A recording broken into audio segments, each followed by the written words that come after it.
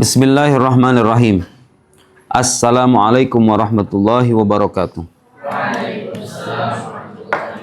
Alhamdulillah wassalatu wassalam ala habibina wa syafi'ina rasulillah wa ala alihi wa sahbihi wa man walah wattaba'a hudah wa ba'd. Allahumma akhrijna min dhulumatil waham wa akrimna binuril faham waftah alaina bima'rifatil ilm wa sahil akhlaqana bil hilm waj'alna mimman yastami'una al-qawla fayattabi'una ahsana. Subhanaka la ilma lana illa ma 'allamtana innaka antal alimul hakim wa tub 'alaina innaka antat tawwabur rahim. Allahumma 'allimna ma yanfa'una wa zidna ilma wa ba'd. Fi kitab Ummul Barahin, kitab min kutub al-Imam As-Sanusi rahimahullah. Kitab Ummul Barahin, kitab karangan Imam Sanusi rahimahullah. Kita sudah sampai pembahasan tentang bukti-bukti akan sifat wajib bagi Allah Subhanahu wa Ta'ala. Pertama, bukti-bukti akan sifat ada. Allah itu wajib ada. Kita sudah sertakan dua buktinya. Masih ingat? Pertama, dalil pertama terkait keberadaan Allah itu kita namai dengan istilah apa? Dalilul, bahasa Arabnya dalilul hudus, dalil kebaruan. Kenapa disebut dalil kebaruan? Karena dia mendasarkan kesimpulan Allah ada pada kebaruan alam. Kedua, dalilul imkan, dalil kemungkinan. Kenapa dikatakan dalil imkan? Karena mendasarkan kesimpulan Tuhan ada melalui kemungkinan alam. Bukti bahwa Allah tidak bermula juga sudah kita jelaskan. Ngulang sedikit. Kenapa Allah itu tidak bermula? Karena kalau dia bermula maka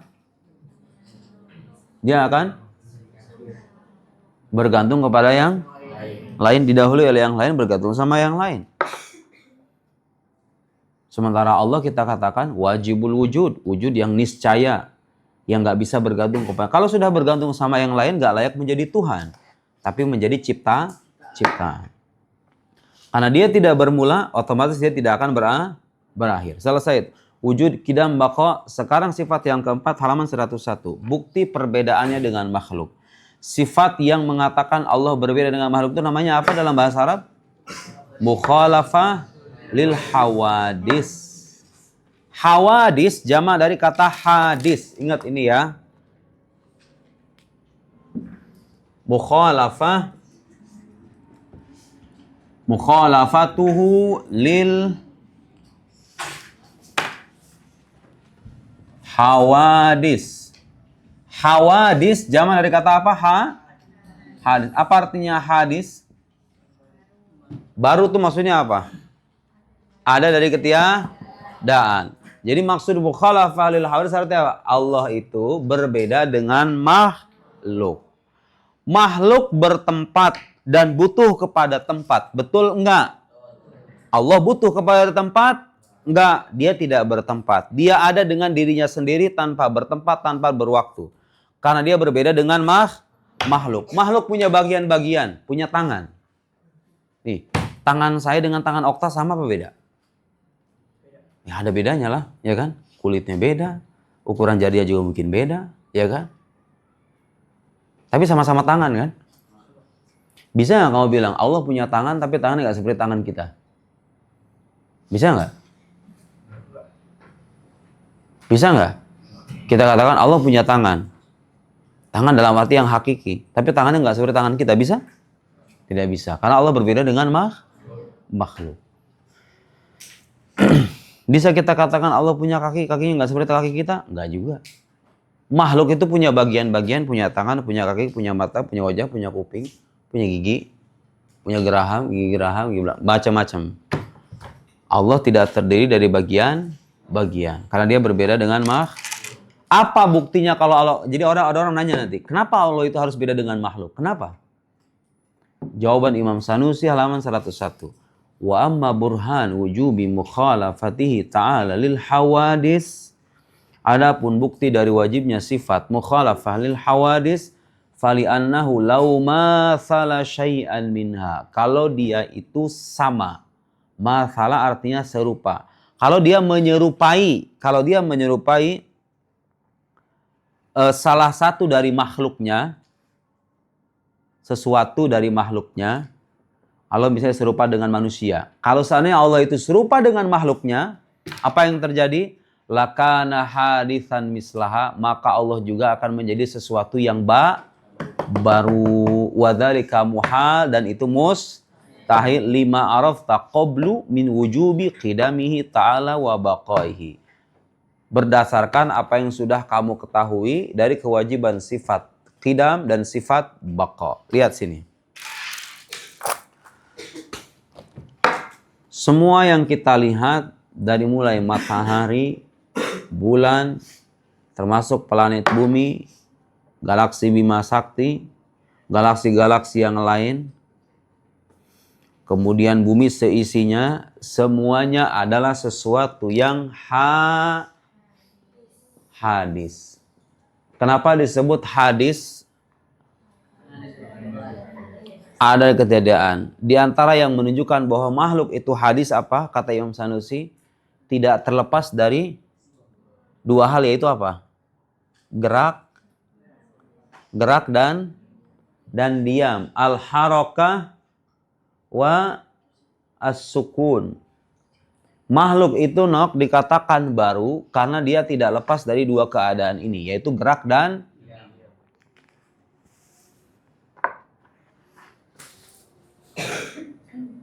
diam. Diam. Ada awalnya nggak dia diam? Ada awalnya nggak? Aduh, tuh. Gerak itu ada awalnya nggak? Ada awalnya nggak? Jadi diamnya dia ada awalnya, geraknya ada awalnya nggak? Diam lagi. Ada awalnya? Karena itu semua makhluk, binatang, tumbuhan, benda mati, karena dia nggak lepas dari gerak dan diam, maka kita katakan sebagai sesuatu yang hadis. Hadis. Kalau Allah sama dengan makhluk, berarti Allah juga menjadi wujud yang hadis. Sementara sudah kita katakan Allah bukan wujud yang hadis, tapi wujud yang qadim, yang tidak bermula. Gampang banget itu. Gampang banget. Ya iyalah. Kalau Tuhan itu sama dengan makhluk, ya sama berarti dengan makhluk sesuatu yang hadis kan? Yang ada yang memiliki permulaan yang terdiri dari bagian-bagian. Dan kalau Allah terdiri dari bagian-bagian, dia butuh dengan bagiannya. Kalau sudah butuh namanya bukan Tuhan. Kayak kita punya bagian-bagian, kita punya tangan, punya kaki, punya kepala. Kalau ini dipotong, ini dipotong, hilanglah sudah kita. Allah tidak punya bagian-bagian, dia juga tidak sama dengan makhluknya yang memiliki permulaan. Allah tidak bermula. Saya kutipkan itu di halaman 103, kutipan dari Imam Abu Hamid Al-Ghazali. Siapa itu Imam Ghazali? Karangan yang terkenal apa? Ihya Ulumuddin al-Imam Al-Ghazali. Gelarnya apa? Gelarnya Hujjatul Islam. Kenapa beliau digelari Hujjatul Islam, Imam Ghazali itu? Karena buku-bukunya, karya-karyanya tentang ajaran Islam itu bisa menjadi bukti kebenaran Islam itu sendiri. Imam Ghazali itu saking luas wawasan keagamaannya, ahli fikih, ahli usul fikih, ahli ilmu kalam, ahli filsafat. Sehingga orang kalau melihat karya-karya beliau, langsung tuh, Islam tuh agama yang benar. Karena bukti-bukti kebenarannya sudah dipaparkan oleh beliau semuanya, hampir rata-rata. Makanya beliau digaji Hujjatul Islam. Karena sosoknya ini dengan karya-karyanya bisa menjadi bukti kebenaran ajaran Islam. Imam Abu Hamid Al-Ghazali.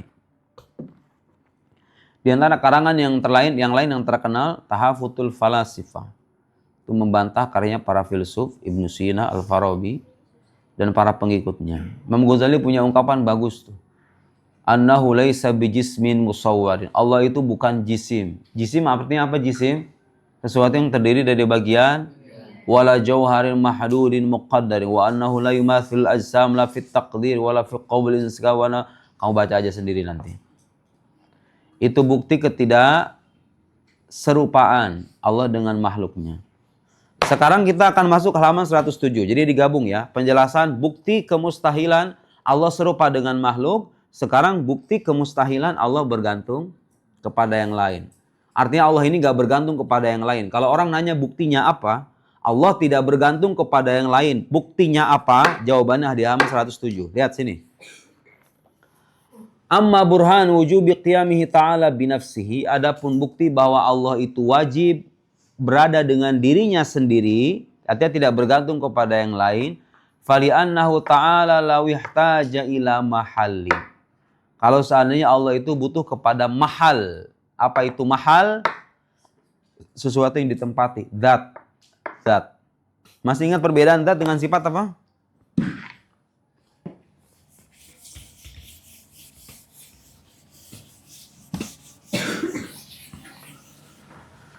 Istilah zat dengan sifat itu maknanya kalau zat itu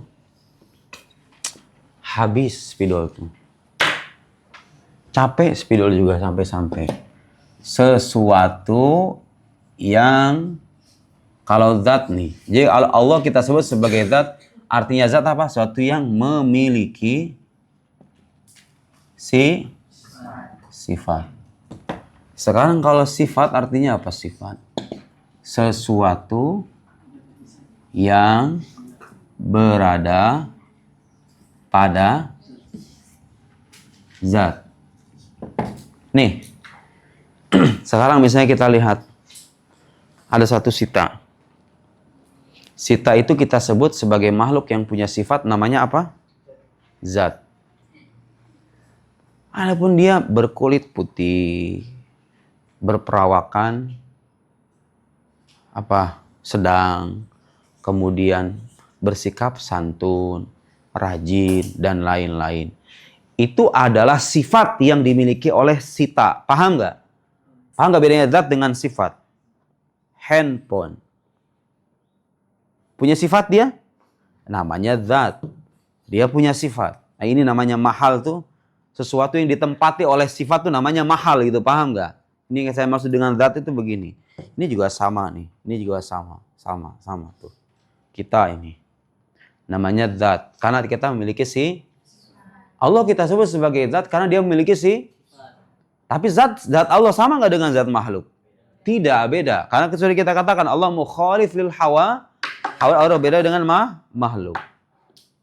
Sifat selanjutnya, sifat salbiyah, masih sifat salbiyah. Dikatakan Allah tidak bergantung kepada yang lain karena kata Imam Sanusi, kalau Allah bergantung kepada yang lain, lihat sini. Fali'annahu ta'ala lawihtaja ila mahalin. Kalau dia butuh kepada mahal, paham maksud mahal? Sesuatu yang ditempati nih. Tuh. Nih. Kalau seandainya Allah itu adalah sesuatu yang bertempat pada zat, maksudnya begitu. Lakana sifatan, maka dia menjadi sifat. Nih. Warna apa ini? Putih. Putih bertempat pada enggak, ini namanya apa? Remote. Remote ini kita sebut sebagai mahal atau zat. Mahal atau zat. Lihat. Kalau Allah itu bertempat pada zat, maka dia menjadi sifat. Kayak warna ini. Tapi mungkin nggak menurut kamu? Tuhan bergantung kepada makhluknya itu mungkin apa enggak? Dilihat. Ada warna putih yang nggak nempel di barang, nggak nempel di manusia. Pernah ada nggak? Ada nggak? Itu kerudung kamu kan warnanya putih. Bisa nggak itu warna putih berdiri sendiri? Nggak nempel di barang, nggak nempel di pohon, nggak nempel dimanapun, bisa nggak? Dia senantiasa bergantung kepada yang... Kalau Allah dikatakan bergantung kepada yang lain, dalam arti dia bertempat pada zat, berarti dia menjadi sifat. Sementara kita katakan Allah itu zat atau sifat? Zat yang memiliki maka mustahil dia bergantung kepada yang lain, karena dia bukan sifat. Paham? Lakana sifatan. Wasifatu la tattasifu bisifatil ma'ani wal ma'nawiyah. Sementara sifat itu nggak mungkin disifat. Masa sifat disifati? Nih lihat. Kalau Allah itu bergantung kepada yang lain, maka akibatnya dia menjadi sifat. Menjadi Kalau Allah dikatakan sifat gak mungkin disifati, ya nggak? Yang disifati itu bukan sifat, tapi zat. Jadi tertolaklah kemungkinan yang pertama. Allah menjadi sifat, ini mustahil. Karena sifat gak mungkin disifati. Sementara Allah disifati dengan sifat kudrah, iradah, dan lain-lain. Selanjutnya, falaisa bisifatin, dia bukan sifat. Walau yahtaja ila mukhassisin lakana hadisan. Kalau dia butuh kepada mukhassis artinya sebab yang mengkhususkan. Nanti akan saya jelaskan.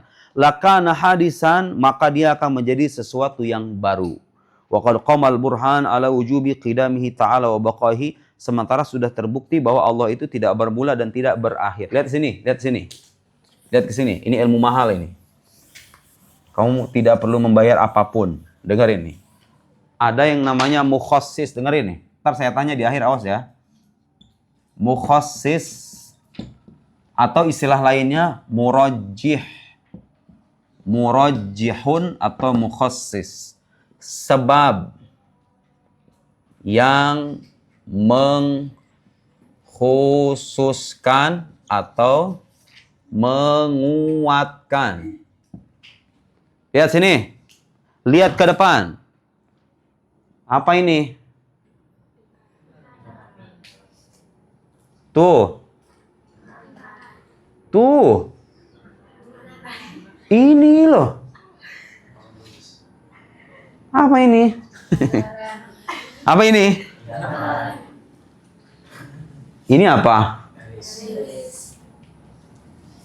Ini apa? Ini apa?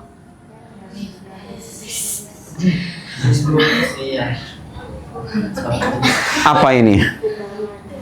Bagus. Timbang. Setara nggak, Nok? Sama kan? 5 menit kemudian yang ini jadi ke sini. Jadi terberatkan begini. Menurut kamu mungkin nggak ada timbangan tadinya begini, tiba-tiba begini, jadi terberatkan begini tanpa adanya sebab? Mungkin nggak? Bagus. Berarti otak kamu masih sehat itu. Paham nggak sampai di sini?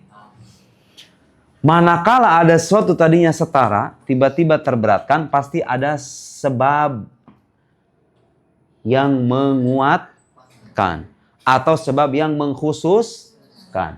Kamu sekarang, nih lihat, bayangkan, Okta, kamu itu bisa jadi ada, bisa jadi tiada, ya kan? Nah, kamu dikhususkan keberadaannya, sekarang kamu beneran ada nih. Berarti ada sebabnya nggak? Yang mengkhususkan itu, sebab yang mengkhususkan itu namanya dalam ilmu akidah namanya mukhassis atau murajjih. Apa artinya murajjih? Sebab penguat atau sebab pengkhusus yang mengkhususkan. Okta, kamu lahir di mana? Di Tangerang. Bisa lahir di Bekasi nggak kamu? Lihat nih. Okta itu bisa lahir di Tangerang, bisa Bekasi, bisa London, bisa Arab, Saudi. Semuanya setara tadinya kan? Ya nggak kemungkinan itu. Tiba-tiba dipilih Tangerang, satu di Indonesia. Berarti ada mukhassis atau tidak? Ada yang mengkhususkan. Karena tadinya setara, tiba-tiba terpilih, nggak mungkin nggak ada yang milih ya kan? Pasti itu terberatkan oleh sebuah sebab. Nah sebab itu yang dalam ilmu akidah sebagai mukhassis. Sekarang saya tanya, makhluk butuh nggak kepada mukhassis ini? Butuh kepada murajjih ini? Perlu nggak? Perlu. Tapi Allah Subhanahu Wa Taala butuh atau enggak? Enggak. Kenapa? Karena kalau Allah butuh, misalnya begini, Allah itu bisa jadi ada, bisa jadi tiada. Tiba-tiba diadakan sama yang lain. Tahu nggak apa artinya nanti? Berarti kalau gitu Tuhan itu menjadi sesuatu yang baru. Tadinya tidak ada, kemudian ada, dan ada yang mengadakan gitu. Paham nggak? Karena itu Allah mustahil bergantung kepada yang. Nah, jadi sifat qiyamuhu binafsihi itu bergantung, tidak bergantung kepada itu maksudnya apa? Satu, tidak bergantung kepada mahal. Kedua, tidak bergantung kepada mukhas, tidak bergantung kepada sesuatu yang ditempati. Tidak bergantung kepada yang mengkhusus. Jadi Allah nggak butuh yang mengadakan dirinya. Nggak butuh yang, misalnya begini. Allah itu mungkin punya sifat kuasa, mungkin punya sifat lemah, tiba-tiba dikhususkan sifat kuasa. Mungkin atau mustahil itu? Mustahil. Allah tidak butuh kepada yang mengkhusus. Allah tidak butuh kepada yang mengkhusus. Yang butuh kepada sosok yang mengkhususkan itu adalah makhlukun. Kapan kamu kawin? Nggak tahu. Bisa jadi kawin 2030, bisa jadi 2035, bisa jadi 2040. Mungkin apa enggak itu semuanya? Tiba-tiba 2030 dia kawin beneran. Berarti ada yang menghususkan nggak? Yang menghususkan itu masih ingat Allah dengan sifat? Nggak, kalau menghususkan dengan sifat kehendak. Kalau Allah mengadakan dan meniadakan dengan sifat kudrah atau kuasa. Walhasil mustahil Allah itu bergantung kepada yang lain, baik dia bergantung kepada mahal, sesuatu yang ditempati karena dia bukan sifat, atau bergantung kepada mukhassis. Bergantung kepada mukhassis karena Allah bukan sesuatu yang hadis. Wallahu a'lam bissawab. Wassalamualaikum warahmatullahi wabarakatuh.